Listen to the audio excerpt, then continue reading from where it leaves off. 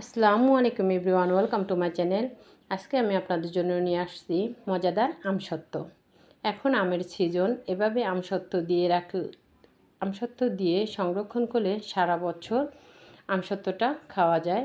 আমাদের ছোট বড় সকলেরই আমসত্ত্বটা খুবই পছন্দ। এখানে আমি নিয়ে নিয়েছি কিছু আমটা নিয়ে আমি ছিলে ভালোভাবে ধুয়ে নিয়েছি। ধুয়ে নিয়ে এখন আমটাকে আমি কুচি করে নিচ্ছি। আপনারা চাইলে ছোট ছোট টুকরো করে নিতে পারেন। আমার কাছে মনে হয় এভাবে কুচি করে নিলে আমসত্ত্বটা দ্রুত দেওয়া যায় এবং আমটাও খুব তাড়াতাড়ি সিদ্ধ হয়ে যায়। আমটা আমার কুচি করা হয়ে গেছে। এখন আমি আমটাকে সিদ্ধ করে নিব।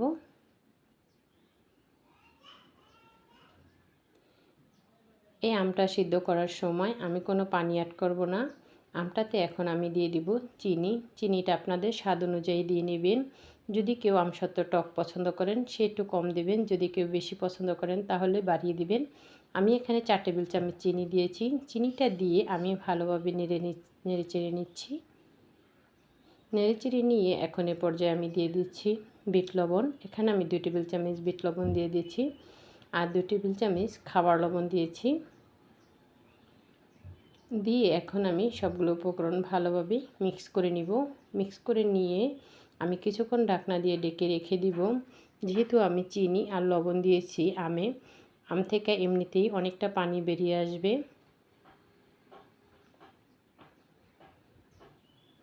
এখন ঢাকনাটা খুলে আমি আবারও একটু নেড়েচেড়ে নিব। দেখুন কতটা পানি বের হয়ে আসছে আর আমটাও প্রায় সিদ্ধ হয়ে আসছে। দেখুন একদম ঘন হয়ে গেছে, আমটা সিদ্ধ হয়ে গেছে। এখন আমি একটু নেড়েচেড়ে নামিয়ে নিচ্ছি।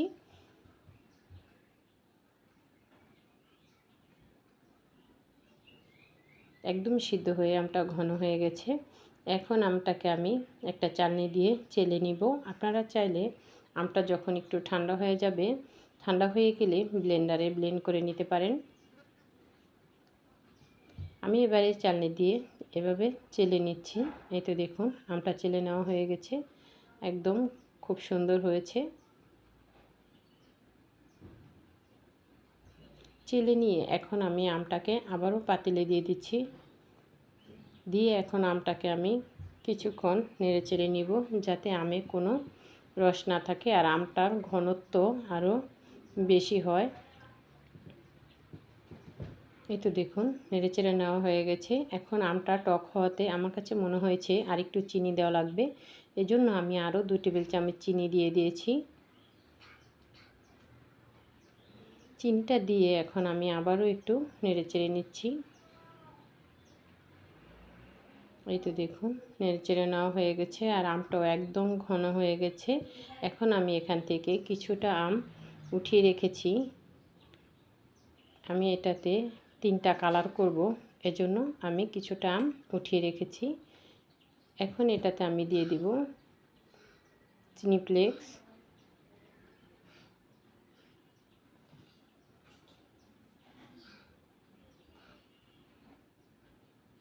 শুকনো মরিচের গুঁড়ো, যেটা দিয়ে আমি একটু নেড়েচেড়ে নিচ্ছি। আর এখানে দিয়ে দিচ্ছি সামান্য একটু ফুড কালার। এখানে আমি অরেঞ্জ ফুড কালারটা দিয়েছি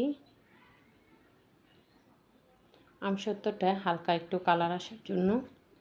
দিয়ে এখন আমি ভালোভাবে নেড়েচেড়ে নিচ্ছি। দেখুন কালারটা কত সুন্দর হয়েছে। নেড়েচেড়ে নিয়ে ফুড কালারটা ভালোভাবে মিক্স করে নিয়ে এখন আমি নামিয়ে নিব।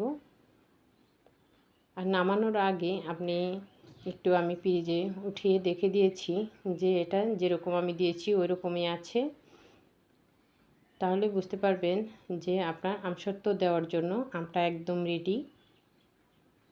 এখন আমি এখানে একটা চিনি নিয়েছি, চিনিতে আমি তেল ব্রাশ করে নিচ্ছি।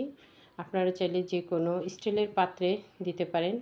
এখানে আমি যেহেতু 3টা কালার করব, এজন্য আমি 3টা পাত্রে তেল ব্রাশ করে নিচ্ছি। নিয়ে এখন গরম অবস্থায় আমসত্ত্বটা আমি চিনিতে ঢেলে দিয়েছি।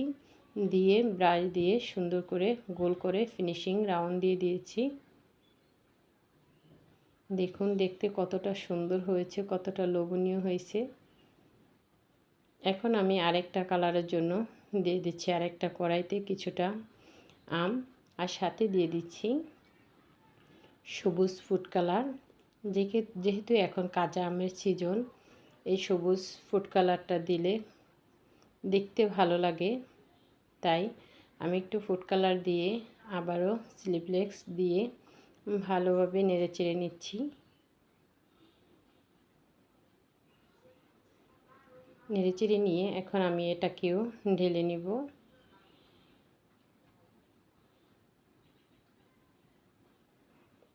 ঢেলে নিয়ে চিনিতে আমি ভালোভাবে এটাকে মেলে দিচ্ছি।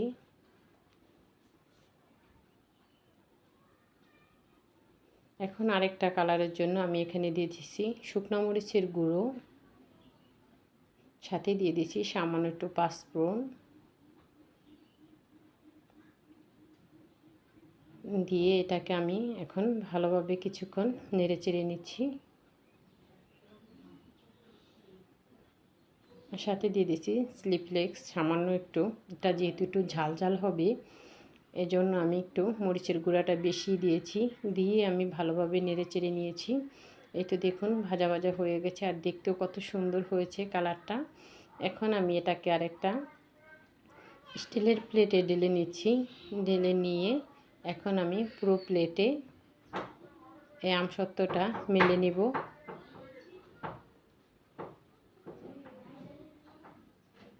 এই তো দেখুন পুরো আমসত্ত্বটা আমি প্লেটে এভাবে ভালোভাবে মেলে নিচ্ছি। আপনারা যদি রোদ্রে দিতে সমস্যা হয় এভাবে চুলার নিচে দিলেও আমসত্ত্বটা খুব দ্রুত হয়ে যায়। আমি এই আমসত্ত্বগুলো রোদ্রে শুকিয়ে নিয়েছি, আর শুকানোর পরে আমসত্ত্বগুলো কীরকম হয়েছে দেখুন। শুকানোর পরে আমসত্ত্বটা এরকম সুন্দর হয়েছে। আর এই যে দেখুন আমি উঠিয়ে দেখাচ্ছি আমসত্ত্বগুলো কতটা সুন্দর হয়েছে আর কতটা পারফেক্ট হয়েছে দেখুন। একদম পাতলা, কত সুন্দর হয়েছে, পুরো আমসত্ত্বটা একদম হাত দিয়ে উঠে গেছে। এভাবে আমসত্ত্ব দিয়ে আপনারা সারা বছর সংরক্ষণ করে রাখতে পারেন। ছোট বড় আমাদের সবারই আমসত্ত্বটা খুবই পছন্দ। এটা যেটা আমি সবুজ সবুজ একটু দিয়েছিলাম সেটাও আপনাদের উঠিয়ে দেখাচ্ছি কতটা সুন্দরভাবে উঠে গেছে।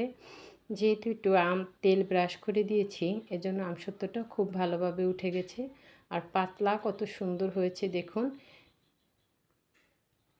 এখন আমি এটাকে একটু রোল করে দেখাবো যেটা কতটা সুন্দর হয়েছে।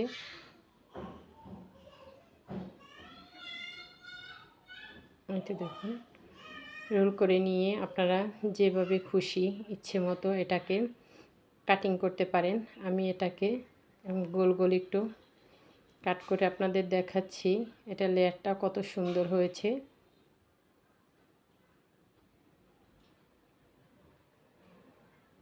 এটা দেখুন কতটা পারফেক্ট হয়েছে। আমসত্ত্বগুলো খেতেও কিন্তু দারুণ হয়েছে। আপনারা একবার হলেও বাসায় তৈরি করবেন। আল্লাহ হাফেজ সবাইকে।